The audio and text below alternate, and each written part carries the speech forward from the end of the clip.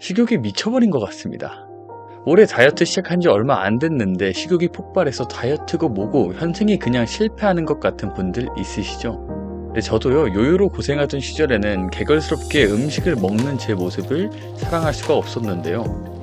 나를 괴롭히는 이것이 사실은 가짜 식욕이라면 어떨까요?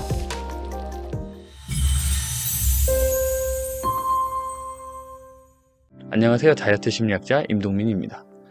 오늘 소개할 내용은요, 알고 있는 것만으로도 스트레스 없이 감량하고 나를 사랑하게 되는 가짜 식욕 관리법입니다.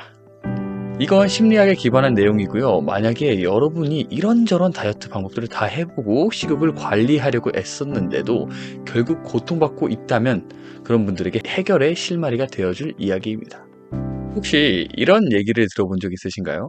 헐, 너 진짜 또 먹을 수 있어?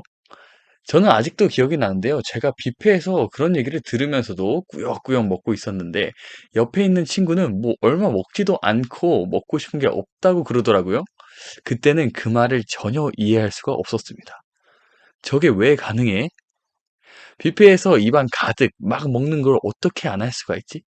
지금 돌아보니까 그 친구는 그냥 의식하지 않아도 건강한 식습관을 갖고 있었던 겁니다. 저는 비만과 식욕의 굴레를 벗어나려고 다이어트 연구를 하면서 깨달았는데요. 제가 지금까지 노력해서 가지려고 했던 게 그 친구가 자연스럽게 가지고 있던 그 건강한 식습관 하나였다는 걸요. 우리처럼 건강한 식습관을 잃어버린 다이어터들은 보통 두 가지 식욕을 가지고 있습니다. 먼저 강박적 식욕을 가진 사람들은 어쩌다 한 번씩 의식하지 못한 채 아무 생각 없이 먹어요. 유튜브를 보면서도 과자를 집어먹고 의미 없이 냉장고 문 열었다 닫았다 하고 뭐 없나 창을 뒤져보고 회사에서 일하고 나면 뭐 과자 두 봉지는 우습게 먹어 치웁니다. 두 번째로 감정적 식욕을 가진 사람들은요, 기분이 별로거나 스트레스 받는 날마다 음식을 찾습니다. 뭐 회사 일이 힘들었거나 연인이랑 다투기라도 한 다음이면 엽떡에 그 치즈 주먹밥 풀피스까지는 기본이죠. 추가적으로 금요일 저녁에 퇴근하고 혼자 있을 때 제일 좋아하는 음식들 다 배달시켜 놓고 그렇게 만족하는 사람들은 대부분 강박적으로 먹는 동시에 감정적으로 먹습니다. 사실 다이어트와 식욕은 음식이나 칼로리, 탄단지 같은 문제가 전부가 아니에요. 정서적인 문제이고 관계적이며 내면의 욕구와 관련되어 있습니다. 한번 내가 그런지 상상해 보세요. 여기 음식을 제한하는 사람들이 있는데요. 이런 분들은 칼로리나 지방 함량에 대해서 웬만한 영양사 트레이너들보다 잘 알아요. 제가 트레이너로 일할 때 느꼈는데요. 절대로 요즘 사람들이 다이어트 방법론을 몰라서 문제인 게 아닙니다. 그런데도 그 사람들은 음식 앞에서 죄의식을 느끼면서 체중이 느는 걸 두려워하지 않나요? 음식을 먹어도 되는 때와 양에 대해서 규칙을 이만큼 적용하고요. 칼로리로 음식을 수치화해요. 그걸 어떻게 했냐에 따라서 그날 내 기분과 감정이 결정됩니다.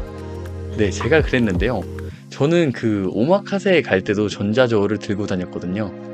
또 식욕장애를 겪는 분들은요, 과도한 과식과 절식에 가까운 소식 사이를 오락가락하는 경우가 많아요. 하루 종일 거의 안 먹다가 밤에 폭발한다거나 평일에 샐러드만 먹다가 주말에 폭식, 폭음으로 이어진다거나 몇 달 동안 하고 몇 달 동안은 어떻게든 먹고 스트레스 풀려고 감정적인 식사를 되풀이하죠. 그러니까 사실은 이분들이 배가 안 채워지는 게 아닙니다. 마음이 계속 허전한 거죠. 네, 그래서 내면을 존중하지 않는 다이어트는요, 애초에 건강할 수가 없습니다.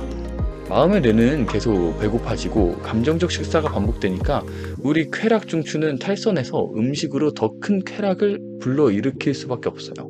내 식욕의 유형을 일단 메타인지 해야 됩니다. 몰랐던 분들도 꽤 많을 거라고 생각해요.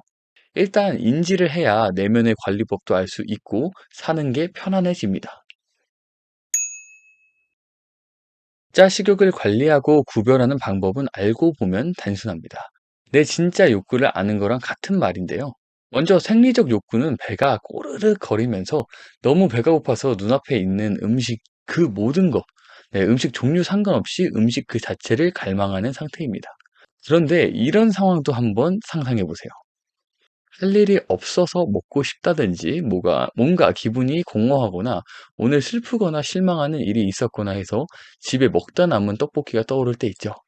그걸 먹으면 기분이 좋아질 거야 하고 느끼는 건 생리적인 갈망이 아닙니다. 심리적이고 감정적인 것이며 이것이 바로 가짜 식욕입니다. 내가 어떤 상황에서 배가 고팠는지 돌이켜보세요. 나를 3인칭 관찰자 시점으로 바라보는 습관이 필요합니다. 스스로 음식을 찾을 때의 패턴을 묘사해 보는 건데요. 객관적으로 배가 고파서 먹은 적은 얼마나 되나요? 솔직히 말이에요. 지금까지의 이야기가 내 얘기 같다면 잘 들으셔야 됩니다. 오늘은 여기서 식탐을 조절하는 다이어트 심리학 총 5단계를 알려드릴 거예요. 정말 간단한 규칙으로도 바뀔 수 있습니다. 오히려 배고픔을 인정하고 존중하면서 원하는 대로 음식을 선택할 수도 있게 돼요. 정말 간단하니까 한번 쭉 들어보세요. 첫 번째, 배가 고프거나 먹고 싶은 게 있을 때만 먹는 겁니다. 그리고 두 번째는 자신에게 만족을 줄 거라고 믿는 음식을 선택하는 거죠. 세 번째는 몸의 반응에 주의를 기울이며 즐겁게 또 의식적으로 먹는 겁니다. 자, 네 번째는 배부르거나 만족스러우면 그만 먹는 겁니다. 그리고 마지막으로 다섯 번째는 먹은 음식과 그때의 기분을 일기 혹은 글로 기록하는 거죠.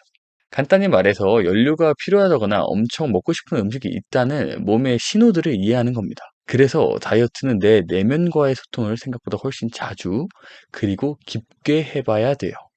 여기서 주의할 사항은 다른 사람들의 시선이나 의견은 일단 생각하지 마시고요. 즐겁게 먹고 알아서 그만두는 습관을 들여야 합니다.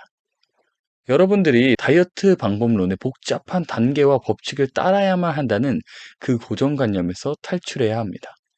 건강을 되찾게 해주는 다이어트 심리학의 이렇게 간단한 규칙만으로도 행복하게 또 나를 사랑하면서 지낼 수가 있습니다.